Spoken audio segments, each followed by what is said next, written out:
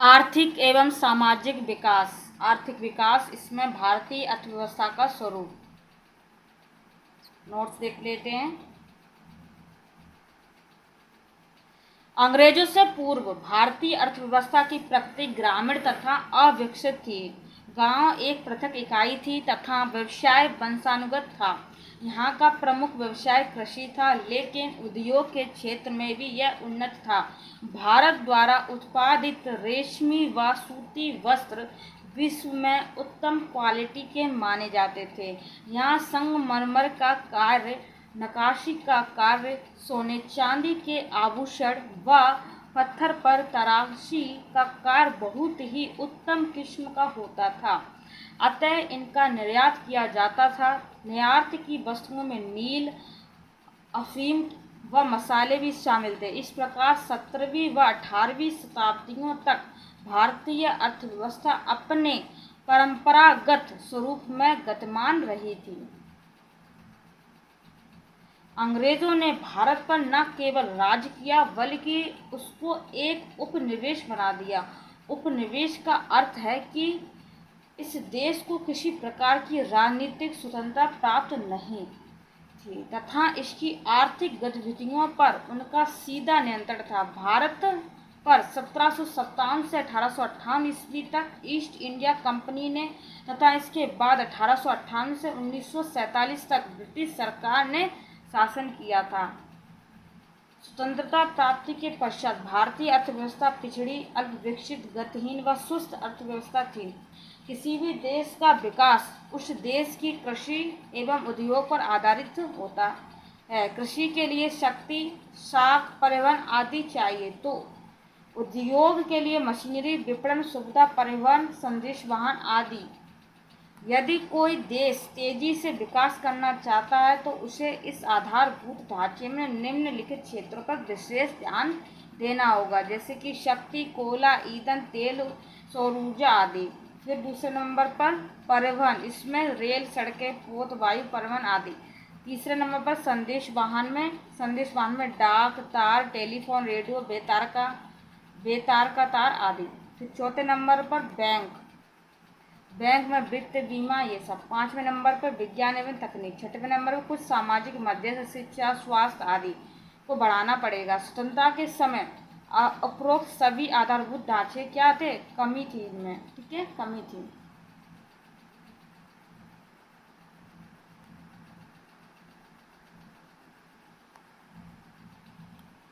स्वतंत्रता के समय भारतीय अर्थव्यवस्था ब्रिटेन की एक कॉलोनी का रूप ले चुकी थी। कृषि उत्पादन में कमी थी, किसान गरीब थे, कृषि उत्पादकता विश्व में सबसे कम थी, संगठित उद्योग थोड़े थे लेकिन बड़े शहरों में केंद्रित थे, भारी एवं आधारभूत उद्योग नहीं थे। यद्यपि भारतीय अर्थव्यवस्था एक पहलू उसके अल्पविकसित स्वरूप का बोध कराता, किंतु नियोजन काल की अवधि में भारतीय अर्थव्यवस्था के स्वरूप में कुछ मूलभूत परिवर्तन हुए जिनके आधार पर भारतीय अर्थव्यवस्था को विकासोन्मुख कहा जा सकता है। स्वतंत्रता प्राप्ति के पश्चात भारत में आर्थिक नियोजन को विकास का आधार बनाया गया। सभी परियोजनाओं का प्रमुख एवं मौलिक उद्देश्य देश में समन्वित एवं संतुलित विकास को प्रोत्साहित करना रहा। नियोजन काल में कृषि, उद्योग, व्यापार सभी क्षेत्रों में विकास के लिए अनेक कार्यक्रम चलाए गए तथा भारत की गरीबी एवं बेरोजगारी की समस्या का समाधान करने का प्रयास किया गया।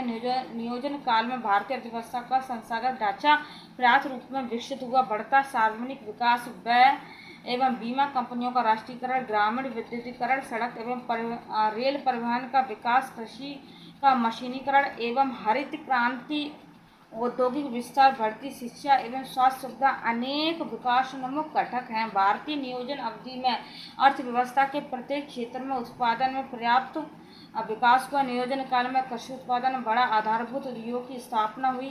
थोड़ा सा लोहा, इस्पात, भारी इंजीनियरिंग, रसायन, उर्वरक आदि सभी उद्योगों का नियोजन काल में तीव्र विकास हुआ, जिससे भारत का आयात कम हुआ और विदेशी निर्भरता में कमी आई। भारतीय नियोजन के मौलिक उद्देश्यों में समाजवादी अर्थव्यवस्था की झलक मिलती है। समाज में व्याप्त आर्थिक विषमता एवं शोषण को समाप्त करने के लिए नियोजन काल में अनेक कदम उठाए गए, जैसे जमींदारी उन्मूलन, भूमि पर कृषि को अधिकार दिलाना, बंधुआ प्रथा समाप्त करना, सार्वजनिक क्षेत्र के उपक्रमों का विस्तार करना, बैंकों का राष्ट्रीयकरण करना, सहकारी आंदोलनों का विकास, समन्वित ग्रामीण विकास कार्य लागू करना तथा किसानों की ऋण मुक्ति घोषणा आदि।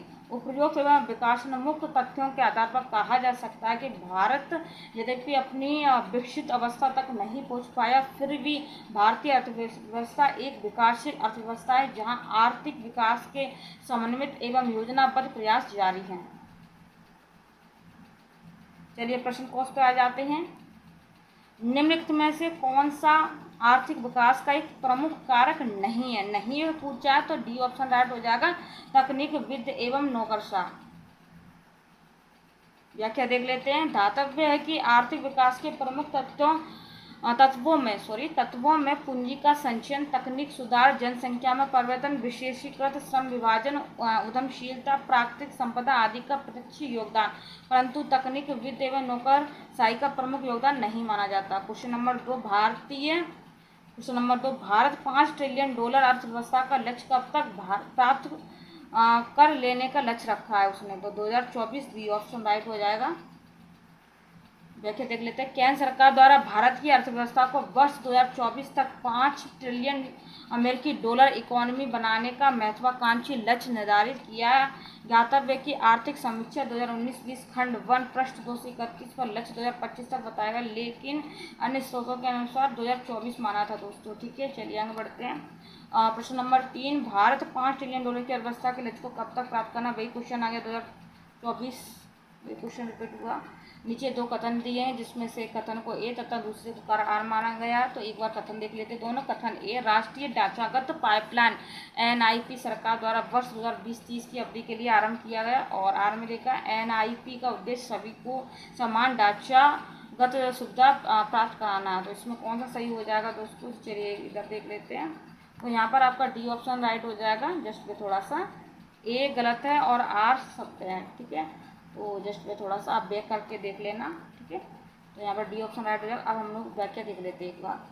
राष्ट्रीय अवसंरचना पाइपलाइन NIP पर गठित कार्यदल द्वारा अपनी अंतिम रिपोर्ट प्रस्तुत करने के बाद वित्त मंत्री निर्मला सीतारमण द्वारा 29 अप्रैल 2022 को जारी किया गया राष्ट्रीय अवसंरचना पाइपलाइन का उद्देश्य सभी नागरिकों के जीवन की गुणवत्ता में सुधार लाना तथा देश में विश्व स्तरीय अवसंरचना उपलब्ध कराना। कार्यदल द्वारा पेश अंतिम रिपोर्ट के अनुसार वित्त वर्ष 2020-25 तक की अवधि के दौरान देश की अवसंरचना क्षेत्र में कुल निवेश 111 लाख करोड़ रुपए रहने का अनुमान है। उपरोक्त व्याख्या के आधार पर ए गलत किंतु आर सत्य है। चलिए क्वेश्चन नंबर 5 पे आ जाते हैं दोस्तों। कंपनियां प्रौद्योगिकी की मदद से कारोबारी प्रक्रिया की पुनर्रचना क्यों करती है? तो यहाँ पर आपका डी ऑप्शन राइट हो जाएगा। ये सभी हो जाएगा, तो एक बार हम सभी देख लेते हैं।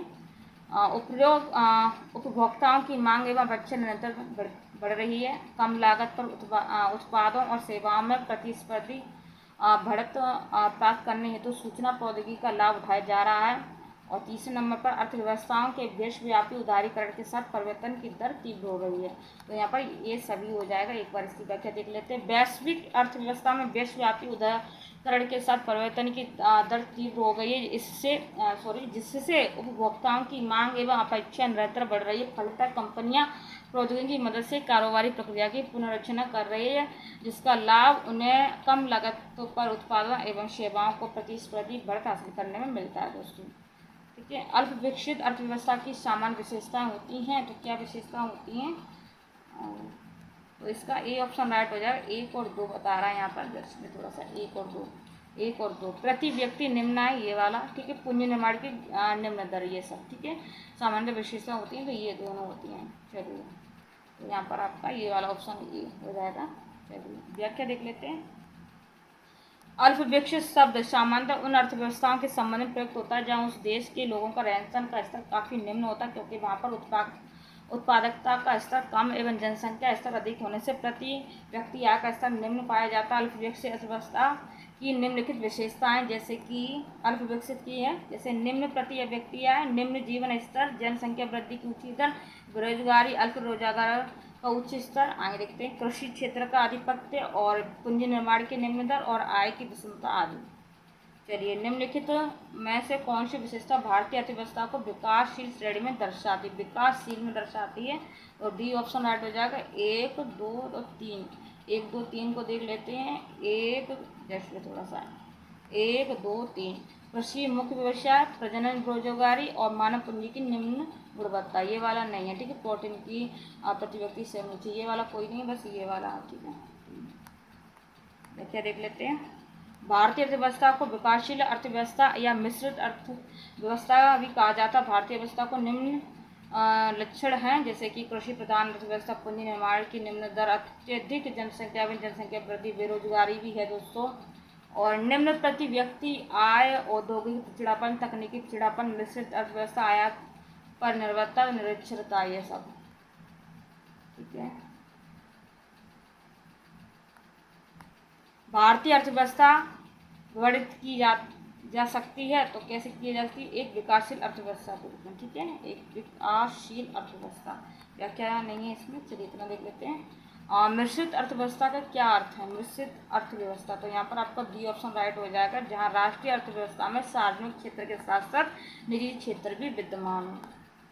व्याख्या देख लेते हैं। ऐसी अर्थव्यवस्था जिसमें निजी एवं सार्वजनिक क्षेत्र दोनों ही विद्यमान हो मिश्रित अर्थव्यवस्था कहलाती है। भारतीय अर्थव्यवस्था मिश्रित अर्थव्यवस्था का एक प्रमुख उदाहरण है। भारतीय अर्थव्यवस्था है तो कैसी अर्थव्यवस्था है? मिश्रित अर्थव्यवस्था है, ए ऑप्शन राइट हो जाएगी, ठीक है, मिश्रित अर्थव्यवस्था। भारत एक मिश्रित अर्थव्यवस्था वाला देश है। मिश्रित अर्थव्यवस्था एक ऐसी प्रणाली जिसमें निजी और सार्वजनिक क्षेत्र दोनों का सह अस्तित्व रहता है। समाजवादी अर्थव्यवस्था में आर्थिक शक्तियों का केंद्रीकरण सरकार के हाथ में होता है, अतः संसाधनों पर राज्य का स्वामित्व होता है। पूंजीवाद अर्थव्यवस्था में बाजार को नियंत्रित करने में सरकार की कोई खास सक्रिय भूमिका नहीं होती है तथा उत्पादन के साधनों पर निजी स्वामित्व होता है। गांधीवादी समाजवादी अर्थव्यवस्था उत्पादन के संसाधनों के विकेंद्रीकरण पर आधारित है। इस आर्थिक प्रणाली में स्वरोजगार एवं आत्मनिर्भरता पर बल देते हुए कुटीर उद्योगों को बढ़ावा दिया जाता है, जिससे सामाजिक न्याय की स्थापना की जा सके।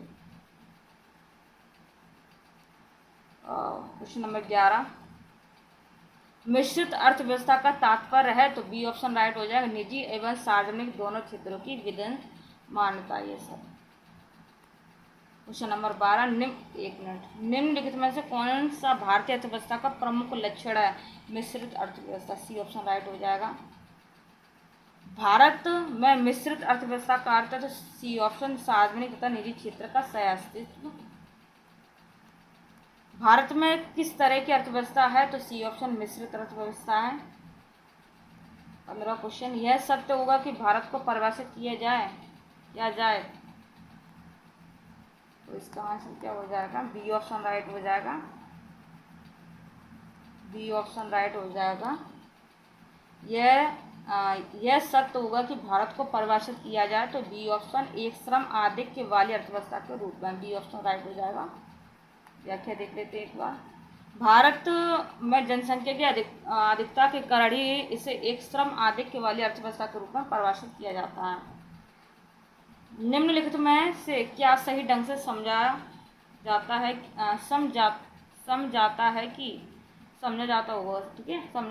कि भारत अल्पविकसित अर्थव्यवस्था है, तो इसमें कौन सा सही हो जाएगा? तो यहाँ पर ई ऑप्शन सही हो जाएगा, इनमें से कोई नहीं है, तो एक बार इसको पढ़ लेते हैं। आय का असमान वितरण, गलत। उच्च निर्भरता दर, राष्ट्रीय आय में वृद्धि की धीमी दर, बैंक में वित्तीय क्षेत्र, ये सब गलत है, ठीक है। तो एक बार इसके सारे स्क्रीनशॉट ले लें इसका। चलिए आगे देखते हैं। भारतीय अर्थव्यवस्था की निम्नलिखित विशेषताएं तो क्या है? प्रति व्यक्ति आय का निम्न स्तर, प्रति व्यक्ति राष्ट्रीय आय में धीमी वृद्धि, जनसंख्या भारी दबाव, गरीबी का अस्तित्व, कृषि पर निर्भरता, बेरोजगारी का अधिकता, तकनीकी कौशल की कमी, साक्षरता की निम्न दर, रूढ़िवादी परंपरावादी समाज, विकास के लिए योजना बनाना, योजनाओं पर व्यय, राष्ट्रीय आय की धीमी वृद्धि दर भी भारतीय अर्थव्यवस्था में देखने को मिलती है, परंतु वर्तमान में राष्ट्रीय आय की धीमी वृद्धि दर भारतीय संदर्भ में सही नहीं है। उपरोक्त विशेषताओं के आधार पर कहा जा सकता है कि भारत अल्पविकसित देश है, हालांकि भारत अब विकासशील देश का दर्जा प्राप्त कर चुका है। भारतीय अर्थव्यवस्था की विशेषता है, तो क्या विशेषता? तो डी ऑप्शन राइट हो जाएगा, ए और ये 3 और ये 4। कृषि प्रधान देश, न्यून प्राप्ति व्यक्ति है और बेहद बेरोजगार। उद्योग की प्रधानता ये नहीं है, ठीक है, दूसरा नंबर पर नहीं है, तो आपका डी ऑप्शन राइट हो गया। उद्योग की प्रधानता विकसित अर्थव्यवस्था का अभिलक्षण है, चूंकि भारतीय अर्थव्यवस्था विकासशील है, अतः यह भारतीय अर्थव्यवस्था की विशेषता नहीं, जबकि विशेष तीनों लक्षण भारतीय अर्थव्यवस्था की विशेषता बताते हैं, ठीक है। आगे देखते हैं, देश की वृद्धि में निम्नलिखित में से कौन सा आर्थिक तत्व है, तो कौन सा, ए ऑप्शन सामाजिक व्यवहार। आर्थिक विकास के निर्धारक तत्व देखेंगे, एक तरफ है आर्थिक तत्व, एक है अनार्थिक तत्व। आर्थिक तत्व में प्राकृतिक साधन, श्रम शक्ति व जनसंख्या, पूंजी निर्माण, है ना, फिर तकनीकी तथा नवाचार, पूंजी उत्पादन, और फिर संगठन। और इधर देख लेते हैं अनार्थिक में, इसमें सामाजिक, धार्मिक और राजनीतिक घटक, ठीक है, फिर उसके बाद अंतर्राष्ट्रीय घटक और फिर वैज्ञानिक घटक, ठीक है, ये हो गया। भारत की अर्थव्यवस्था कैसी है, तो कैसी है, विकासशील है दोस्तों, ठीक है। भारतीय अर्थव्यवस्था विकासशील है। विकासशील अर्थव्यवस्था में उत्पादन का ढांचा, उत्पादन के स्वरूप एवं उत्पादित वस्तुओं में परिवर्तन होता है तथा सामाजिक संबंधों में विकास के साथ परिवर्तन होता है। निम्नलिखित में से कौन आर्थिक सुधार के द्वितीय प्रजनन जेनरेशन में सरकार द्वारा चिन्हित किए गए हैं का भाग नहीं है, नहीं पूछा है दोस्तों, ठीक है, तो इसमें सी ऑप्शन राइट हो जाएगा, सी ऑप्शन राइट हो जाएगा। न्यायिक प्रणाली में सुधार, सी ऑप्शन राइट हो जाएगा, ठीक है, नहीं पूछा है, तो एक बार देख लेते हैं। उपरोक्त विकल्पों में न्याय प्रणाली में सुधार को छोड़कर बाकी सभी विकल्प सरकार द्वारा चिन्हित होते हैं second generation of economy reform के भाग हैं, ठीक है। आगे देखते हैं, विकास का भारतीय मॉडल किसके हितों की सुरक्षा करता है, तो व्यक्ति और राज्य दोनों की, ठीक है। भारत में मिश्रित अर्थव्यवस्था के स्वरूप को अपनाया गया। मिश्रित अर्थव्यवस्था के तहत सार्वजनिक एवं निजी दोनों क्षेत्रों की देश के विकास कार्यक्रम में भागीदारी होती है। सार्वजनिक क्षेत्र का प्रशासन जहाँ राज्य करता है, वहीं निजी क्षेत्र का प्रशासन व्यक्ति के साथ, तो व्यक्ति के हाथ में होता है दोस्तों, हाथ में, ठीक है। इस प्रकार विकास का भारतीय मॉडल राज्य एवं व्यक्ति दोनों के हितों की रक्षा करता है दोस्तों, ठीक है। ये आज का पहला चैप्टर कंप्लीट हो गया दोस्तों। आपको हेल्पफुल लग रहा है दोस्तों, तो आप लाइक कमेंट्स करें, और थोड़ा सा जल्दी में शब्द इधर के उधर हो जाते हैं, तो उसको आप इग्नोर करें, आप बस अपनी पढ़ाई पर फोकस करें। धन्यवाद।